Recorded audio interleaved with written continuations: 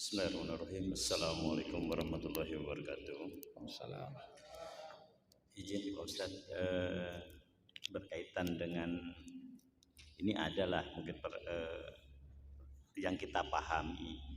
Biasanya kalau cara mengukur tingkat tingkat kesolehan atau apa, mungkin gini, ada orang berhaji, makbulnya apa kalau haji itu Mabrur.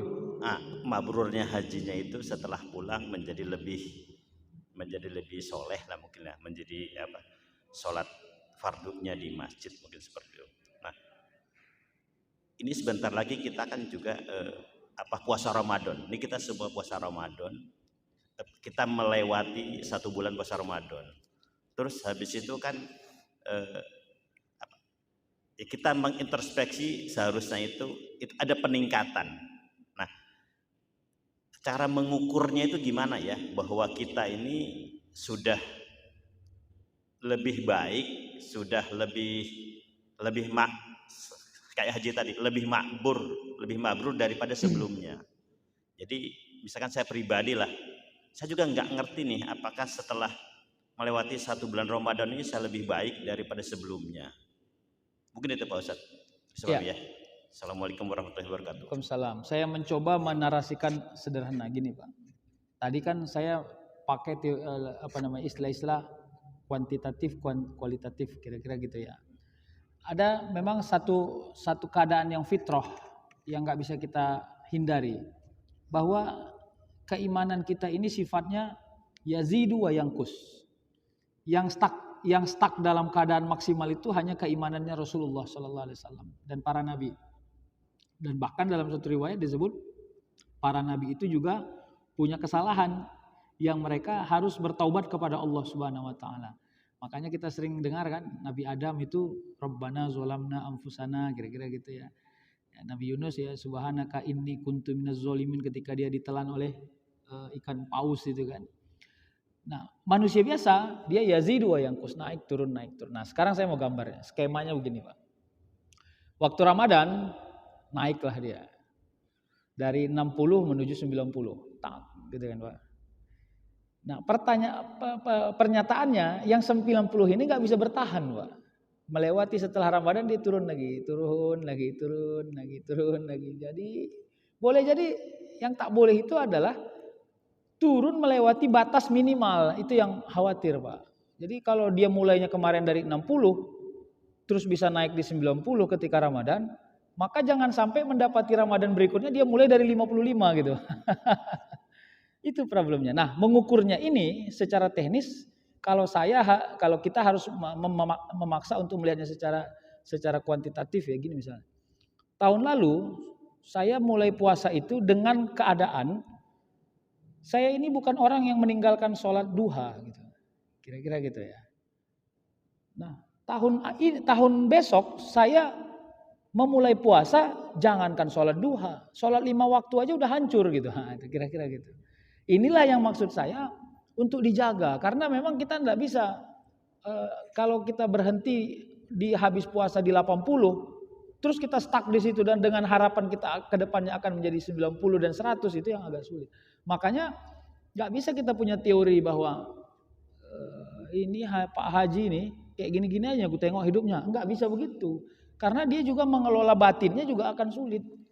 Ya, kenapa? Karena digoda oleh syaitan, digoda oleh keadaan, syahwat yang belum stabil, kira-kira gitu kan.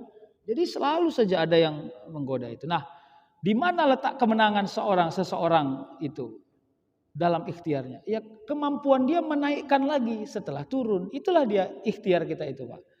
Nah, yang tak boleh adalah hanya berhenti merasa nyaman di tempat yang minimal. Itu yang tak boleh. Makanya kalau di dalam kitab Al-Azkar, nanti kapan-kapan kita bolehlah ngaji kitab itu. Katanya begini, bolehkah bercita-cita menambah jumlah amal? Itu pertanyaannya. Jawabannya memang harus. Misalnya gini, ya Allah saya bercita-cita begitu nanti masuk tahun baru ya, kalau para ulama kan dulu menceritakannya tahun baru itu Hijriyah ya. Saya bercita-cita akan tidak meninggalkan puasa sunnah kira-kira gitu. Boleh, memang begitulah dia tabiatnya seorang mukmin. Dia bercita-cita menambah jumlah amal. Kenapa? Karena meskipun di semua jumlah tidak sama kualitasnya, tapi setidaknya itu menjadi usaha untuk menambah kualitas. Nah ini yang gawat gini, sudahlah kualitas nggak terjaga, kuantitas juga nggak ada gitu. Itu yang menjadi rumit, Pak. Nah mabrur, kalau kita mau coba menggeser makna mabrur ya, karena haji itu panggilan dari Allah ya, duyufur rahman, sampai disebut duyuf. Duyuf itu tamu ya, kira-kira gitu, undangan lah kira-kira gitu. Maka bagaimana mengukur tingkat kemabruran haji seseorang itu? Ukurannya juga bisa dua, Pak, minimal dan maksimal. Apa minimalisnya orang yang sudah pulang haji? Pertama, dia orang yang berakad kepada Allah adalah orang yang menegakkan amar ma'ruf nahi mungkar untuk dirinya, bukan untuk orang lain dulu, untuk dirinya dulu. Jadi misalnya dulu dia sebelum berangkat haji dia masih ugal-ugalan sholatnya ugal-ugalan, Pak, antara iya dan enggak. Kalaupun iya speed sholatnya sangat kencang gitu ya. Nah sekarang dia mencoba memperbaiki. Jadi dari situ menilainya, bukan berarti harus dimulai di level yang tinggi gitu. Kalau dia selesai haji nggak nampak di masjid terus dihina-hina gitu, nggak gitu. Karena beda orang, dia mulai dari fase yang mana membangun dirinya gitu. Ada orang alhamdulillah sudah mampu menjaga sholat wajibnya di masjid 5 waktu. Alhamdulillah dia main di high yang lebih tinggi, high level. Ada yang mulainya dari bawah. Karena waktu berangkat haji dia juga dari hancur-hancuran gitu, kira-kira kan gitu. Gitulah kira-kira, Pak. Jadi intinya ikhtiarnya nggak boleh lepas, baik sangkanya nggak boleh lepas, dan tetap merasa tidak sempurna itu menjadi satu tabiat yang baik sebagai akhlak kita di hadapan Allah Subhanahu wa taala. Itu yang saya pahami loh, guru-guru saya juga ngajarinnya gitu. Baik, terima kasih. Ada lagi, Bapak? Izin bertanya, Pak Ustadz. Mana ya? Ya. Assalamualaikum warahmatullahi wabarakatuh. Waalaikumsalam warahmatullahi wabarakatuh. Ustadz, anak saya ada 4. Usia yang pertama 8 tahun, yang kedua ketiga itu 6 tahun, yang keempat itu sekitar 2 tahun. Terkadang ada seorang anak itu bertanya kepada ayahnya, Ustadz, ya Allah itu di mana? Itu mungkin bisa kita jawab, mungkin lebih dekat dari urat kita gitu kan. Apakah Allah itu sholat ya katanya. Mungkin kita bisa jawab juga tidak, nak. Dan dia terus bertanya gitu. Yang jadi masalah dia bertanya tentang agama lain, Ustaz. Ya, itu kenapa nggak pakai jilbab, nggak menutup aurat? Siapa Tuhannya? Apa beda? Apa gimana ya? Katanya. Itu saya bingung gimana cara menjawab pertanyaan anak saya yang seperti itu, Ustaz. Takutnya ketika kita menjawab nanti dia entah ngomong sama temannya yang beda agama, takut tak tersinggung orang tuanya gitu, Ustaz. Gimana cara menjawab pertanyaan-pertanyaan itu? Jadi biasa saya udah, nak, agama kita aja yang perlu kita dalami, agama orang jangan dulu, tunggu dewasa. Seperti itu saya kadang, Ustaz. Gimana cara, Ustaz? Iya, alhamdulillah. Saya juga mengalami fase yang sama sebenarnya. Umur anak kita juga nggak jauh-jauh beda kayaknya nih, Pak. Jadi intinya begini, Pak. Memang yang perlu kita tanamkan kepada anak-anak yang masih safe semua informasi dengan sangat sempurna gitu. Bahwa doktrinnya nggak boleh hilang, Pak. Yang pertama menekankan bahwa Tuhannya adalah Allah Subhanahu wa taala. Itu prinsip tauhidnya nggak boleh hilang, Pak. Ya, sama seperti ketika kita kena doktrin, ya saya enggak tahu ya, tapi saya termasuk biasnya doktrin orang-orang kampung dulu. Ya, kalau enggak sholat nanti masuk neraka, kalau enggak sholat. Jadi sehingga akhirnya kadang-kadang gini, Pak, kita ini sholat bukan karena takut masuk neraka, takut dikata-katai orang kampung karena kita enggak sholat. Nah, kira-kira gitu. Kenapa? Karena mereka melihat gitu. Sama kayak enggak baca Quran maghrib, Pak. Saya karena kebetulan dari Panyabungan dulu, Pak. Itu kalau habis maghrib berkeliaran, wah itu bisa kena marahi sama tetangga itu, Pak. Kau nggak ngaji, anak macam apa kau? Kira-kira gitu. Dan doktrin itu penting untuk mendudukkan bahwa mereka ini di posisi mana berada. Satu. Tapi untuk menjawab semua pertanyaan-pertanyaan anak-anak kita yang cenderung sangat rasional. Jadi gini, Pak. Anak-anak zaman sekarang itu sangat rasional, Pak. Dibanding kita dulu ketika anak-anak. ya, maka jawabannya juga jawaban yang harus rasional, inklusif sifatnya. Jadi bukan berarti gini, itu orang kafir. Nah, maksudnya tolong menghindari istilah-istilah yang cenderung tidak memberi sahabat kepada orang. Jadi misalnya, kenapa berjilbab? Karena rambut ini bisa membuat orang menjadi kelihatan jelek atau orang suka salah sangka nengok kita, makanya harus ditutup. Nah, apalagi kalau udah besar, kira-kira gitu. Memberi penjelasan-penjelasan yang inklusif lah. Sehingga akhirnya pada saatnya nanti dia bisa paham kenapa agamanya memerintahkan itu. Tapi tetap Pak, jawaban itu dimulai dari bahwa itu perintah Allah, itu dulu. Kenapa Pak orang itu nggak berjilbab, kita berjilbab? Iya, karena pertama jilbab ini perintah Allah, itu dulu. Itu pembuka dari jawaban. Nah setelah itu coba dirasionalkan. Coba bayangkan, nah kalau dia nampak rambutnya merah pula rambutnya, lalu ada orang mau jahat, diculik orang, dia kayak mana coba? Kira-kira gitu. Saran saya begitu-begitu saja jawabannya, sama kayak apa namanya tadi, pertanyaannya Allah di mana, kira-kira gitu ya. Kalau bertanya memang Allah itu adalah ketika kita merasa tenang hati ya Bapak, jawabannya udah bagus tuh, seperti dekat dengan urat nadi kira-kira. Walaupun kita ingin sebut nanti boleh saja memakai dalil-dalil yang Bapak hafal, misalnya dalil tentang Allah itu di mana? Itu qul huwallahu ahad, Pak. Qul huwallahu ahad. Allahus samad. Jadi kerja kita ini adalah hanya bergantung. Nah, Allah itu nggak bisa dilihat. Kenapa? Kalau Allah bisa dilihat, apa bedanya dengan kita? Nah, berarti Allah itu bukan Tuhan. Nah, kira-kira gitu. Dan alhamdulillah Pak, dan saya saran justru jangan tidak dijawab Pak. Nah, semampunya jawab. Karena kalau kita tidak menjawab, maka dia akan punya PR besar untuk mempertanyakan itu setelah dia dewasa nanti. Nah ini problemnya bagi kita. Bisa jadi besok dia punya keraguan yang tinggi kepada jawaban-jawaban yang nggak dia dapat dari orang yang diteladaninya. Siapa itu ya, kita, ayah atau ibunya. Kira-kira gitu Pak. Oke, ya, silakan Pak, silakan.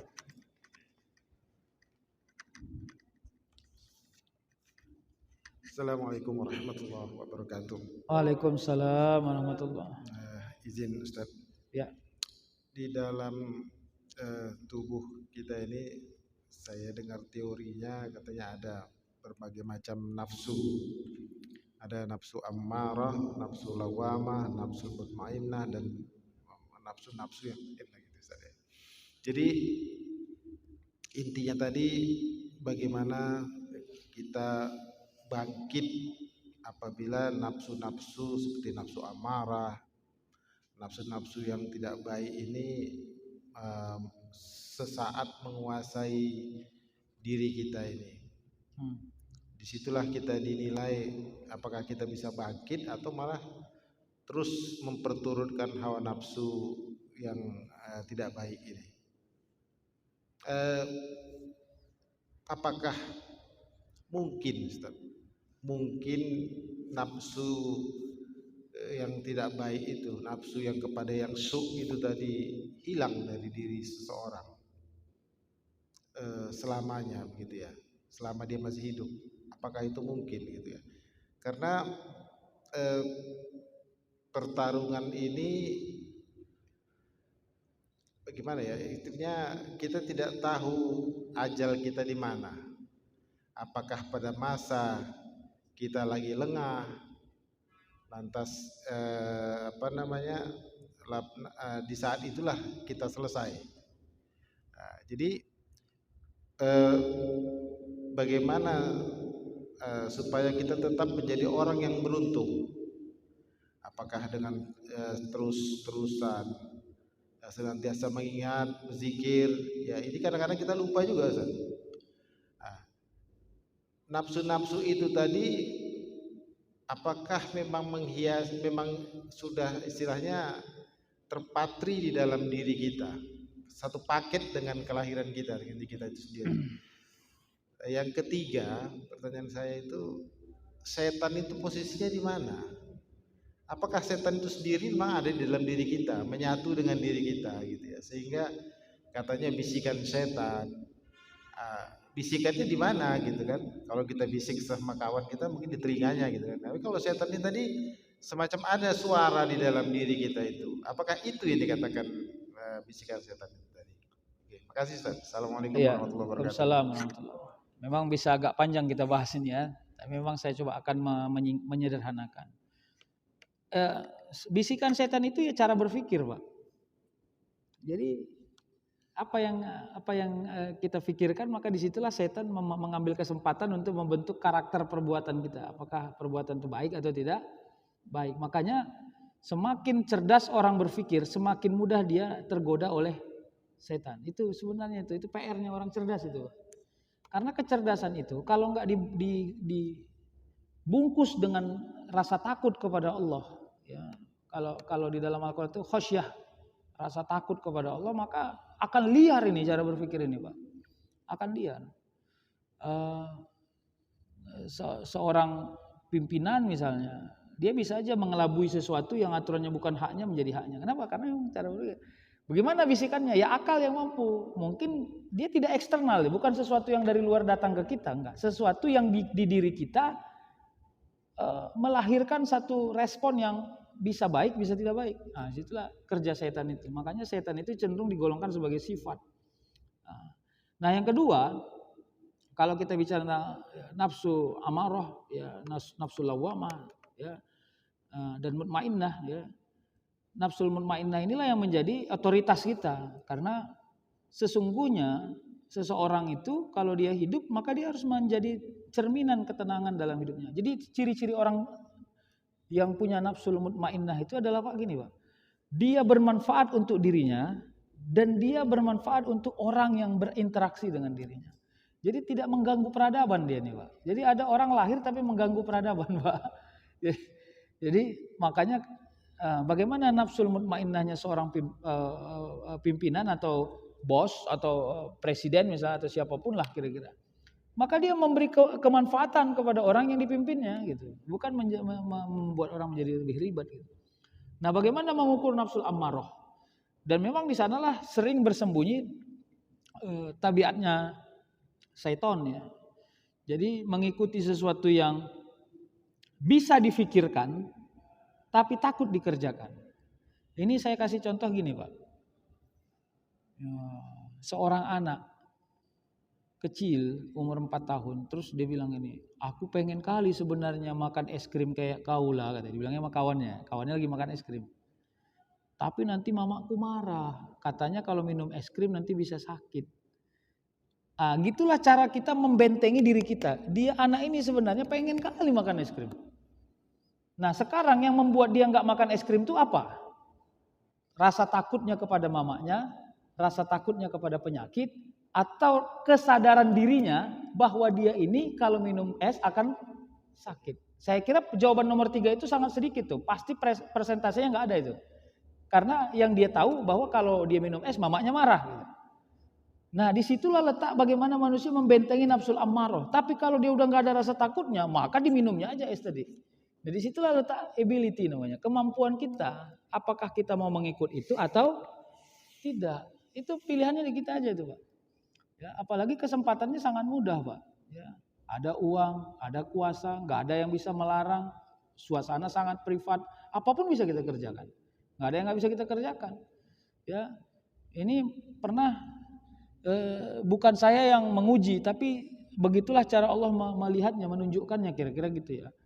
Saya pengajian ke satu komunitas ibu-ibu lah, ibu-ibu borjuis lah menurut saya gitu ya. Ya orang-orang high class lah kan. Jadi begitu mereka mencoba menceritakan, Pak kami ini sering berbagi dan kadang-kadang kami ini tadabbur alam Pak. Selalunya kami tadabbur alam ke luar negeri Pak, ke Singapura, ke Malaysia, gitu-gitulah mereka ceritakan. Tapi saya lihat ibu-ibu ini glowing semua Pak. Jadi nggak sadar saya, mungkin tidak saya rencanakan pertanyaan itu. Saya tanya sambil ngaco lah, sambil leceh-leceh. Jadi kalau ibu-ibu lagi ke luar negeri masih pakai hijab kan, saya bilang. Ada nyeletuk satu ibu-ibu, Ustadz, di luar negeri kan nggak ada yang kenal kita, kan nggak apa-apa lah buka jilbab sesekali. Ini Pak. Nah maksud saya, choice-nya di kita Pak. Nah sekarang menutup aurat itu apa definisi yang kita bentuk? Apakah dia sebagai hanya sesuatu yang fashionable atau sesuatu yang mengikat sebagai sebuah aturan? Nah, tinggal gitu aja. Sama kayak anak tadi minum es tadi. Sama dia Apa yang mempengaruhi dia untuk tidak minum es krim? Nah, itu kan kemampuan dia nih membentuk karakter. Rasa takutnya kepada mamanya, atau rasa khawatirnya kepada penyakit, atau udah nggak ada lagi yang lain-lain, dibantainya aja. Kena marah lah situ ya, kira-kira kan gitu.